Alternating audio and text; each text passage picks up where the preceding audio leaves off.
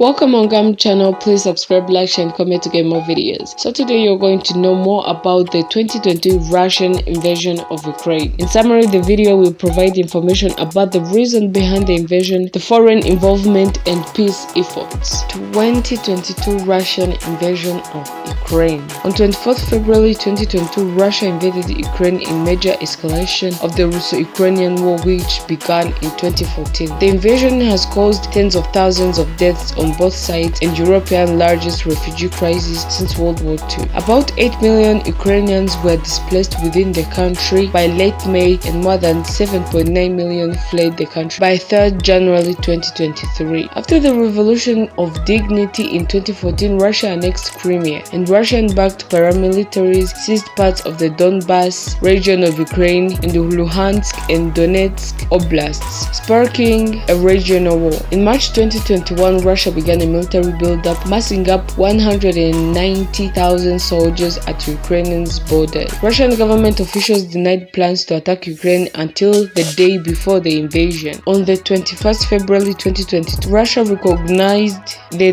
Donetsk People's Republic and Luhansk People's Republic, two self-proclaimed breakaway quasi-states in the Donbas. The next day, the Federation Council of Russia authorized the use of military force, and Russian soldiers entered both territories. The invasion began on the morning of 24th February 2022 when Russian President Vladimir Putin announced a special military operation seeking the demilitarization and denazification of Ukraine. In his address, Putin espoused irredentist views, challenged Ukraine's right to statehood, and falsely claimed that Ukraine was governed by neo-Nazis who persecuted the ethnic Russian minority. Minutes later, Russian strikes and large ground invasion were launched in northern front of Belarus towards Kyiv, a northeastern front towards Kharkiv, a southern front of Crimea, and southeastern front of Luhansk and Donetsk. Ukrainian President Vladimir Zelensky enacted martial law and the general mobilization. The invasion has been met with international condemnation. The United Nations General Assembly passed a resolution condemning the invasion and demanding a full withdrawal of Russian forces. The International Court of Justice ordered Russia to suspend military operations, and Council of Europe expelled Russia. Many countries imposed sanctions on Russia on its ally Belarus, affecting the economies of Russia and the world, and provided humanitarian and military aid to Ukraine. Protests occurred around the world. Those in Russia were met with mass arrests and increased media censorship. Over 1,000 companies left Russia and Belarus in response to the invasion. The International Criminal Court has opened an investigation into crimes against humanity in Ukraine since 2013, including war crimes in 2022 invasion. Background: after the Soviet Union dissolved in 1991, the newly independent republics Ukraine and Russia maintained ties. Ukraine agreed in 1994 to sign the Nuclear Non-Proliferation Treaty and dismantle the nuclear weapons in Ukraine left by the USSR. In return, Russia, the United Kingdom, and the United States agreed in the Budapest Memorandum to uphold the territorial integrity of Ukraine. In 1999, Russia signed the Charter for European Security, which reaffirmed the inherent right for each and every participant state to be free to choose or change its security arrangements, including treaties of alliance. After the Soviet Union collapsed, several former Eastern Bloc countries joined NATO, partly due to the regional security threats such as the 1993 Russian constitutional crisis, the war in Abkhazia from 1992 up to 1993, and the First Chechen War from 1994 up to 1996. Russian leaders claimed Western powers had pledged that NATO would not expand eastward, although this is disputed. At the 2008 Bucharest summit, Ukraine and Georgia sought to join NATO. The response among existing members were divided, with Western European countries considered about antagonizing Russia. NATO ultimately refused to offer Ukraine and Georgia membership, but also issued a statement agreeing that these countries will become members of NATO. Vladimir Putin voiced strong opposition to the NATO membership bids, and Russian foreign ministers Sergei Lavrov said Russia would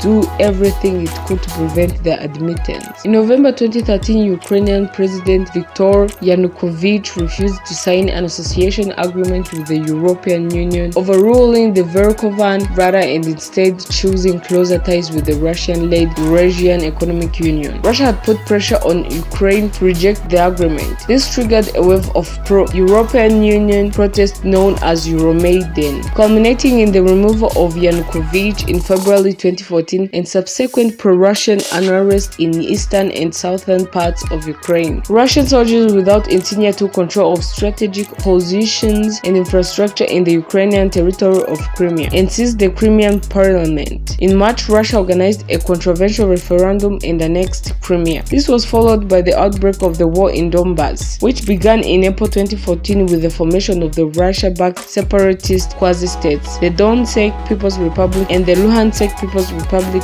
Russian troops were involved in the conflict. The Minsk agreements signed in September 2014 and February 2015 were a bid to stop the fighting, but ceasefires repeatedly failed. A dispute emerged over the role of Russia. Normandy format members France, Germany and Ukraine saw Minsk as an agreement between Russia and Ukraine, whereas Russia insisted Ukraine should negotiate directly with the two separatist republics. In 2021, Putin refused offers from Zelensky to hold high-level talks. The Russian government subsequently endorsed an article by former President Dmitry Medvedev, arguing it was pointless to deal with Ukraine while it remained a vassal of the US. The annexation of Crimea led to a new wave of Russian nationalism, which much of the Russian neo-imperial movement aspiring to annex more Ukrainian land, including the unrecognized Novorossiya. Analyst Vladimir Sokol argued that Putin's 2014 speech after the annexation of Crimea was a de facto manifesto of Greater Russia irredentist. In July 2021, Putin published an essay titled On the Historical Unity of Russians and Ukrainians, reaffirming that Russians and the Ukrainians were one people. American historian Timothy Snyder described Putin's ideas as imperialism. British journalist Edward Lucas described it as a historical revisionism. Other observers have noted that the Russian leadership has a distorted view of modern Ukraine and its history. Foreign condemnation and protest. The invasion received widespread international condemnation and protests occurred around the world. On 2nd March, the United Nations General Assembly passed UNGA Resolution ES 11-1 condemning the invasion and demanding a full withdrawal of Russian forces. The International Court of Justice ordered Russia to suspend military operations and the Council of Europe expelled Russia. Many countries imposed sanctions on Russia which have affected the economies of Russia and the world, and provided humanitarian and military aid to Ukraine. The International Criminal Court opened an investigation into crimes against humanity in Ukraine since 2013, as well as war crimes in the 2022 invasion. Foreign military involvement. Although NATO and the European Union have publicly taken a strict policy of no boots on the ground in Ukraine, the United States has significantly increased the secret involvement of special operations, military and CIA operatives in support of Ukrainian forces since the beginning of the invasion. In addition, Ukraine has actively sought volunteers from other countries. On 1st March, Ukraine temporarily lifted visa requirements for foreign volunteers who wish to join the fight against Russian forces. The move came after Zelensky created the International Region of Territorial Defense of Ukraine and called on volunteers to join the defense of Ukraine, Europe, and the world. The US also assisted Ukraine with military planning, including wargaming counter-offensive options. Ukraine's Foreign Minister Dmytro Kuleba stated that as of 6 March, approximately 20,000 foreign nationals from 52 countries have volunteered to fight. Most of these volunteers joined the newly created International Region of Territorial Defense of Ukraine. On 9th June, the Donetsk People's Republic sentenced 3 foreign volunteers to death. 2 of them were British citizens and 1 was a Moroccan national. The foreign prisoners were later released. On 3rd March, Russian Defense Ministry spokesman Igor Konashenkov warned that mercenaries are not entitled to protection under the Geneva Conventions, and captured foreign fighters would not be considered prisoners of war but prosecuted as criminals. Shortly thereafter, however, on 11th March, Moscow announced that 16,000 volunteers from the Middle East were ready to join other pro-Russian foreign fighters alongside the Donbass separatists.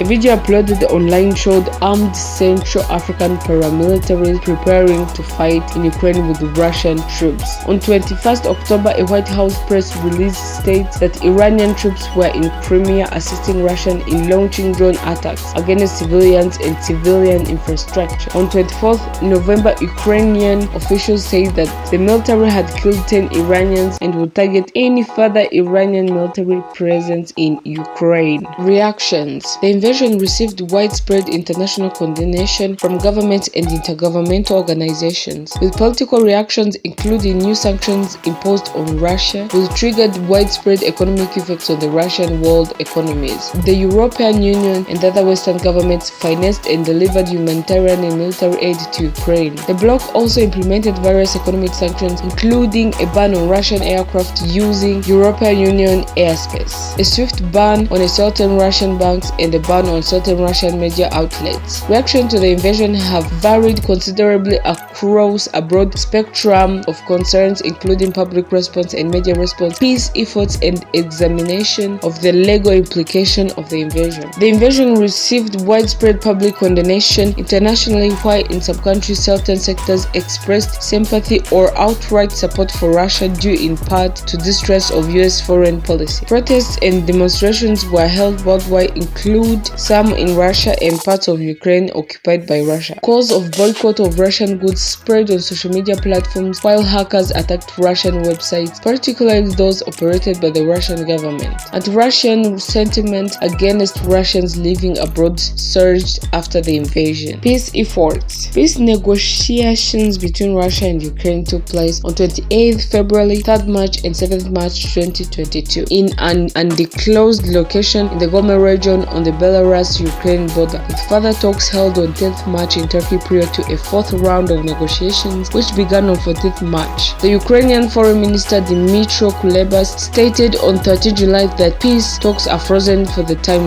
being. On 19th July, former Russian President and current Deputy Head of the Russian Security Council, Dmitry Medvedev, said Russia will achieve all its goals. There will be peace on our terms. For 29th December, following the Russian annexation of multiple Ukrainian oblasts, hopes for Ukrainian peace talks with Russia dimmed significantly, with Russia taking a hardline position that the full Russian occupation of the four oblasts would be non-negotiable under any circumstances. Thank you for watching this video. Be sure to subscribe, like, share, and comment to get more videos about the history and historical figures around the world.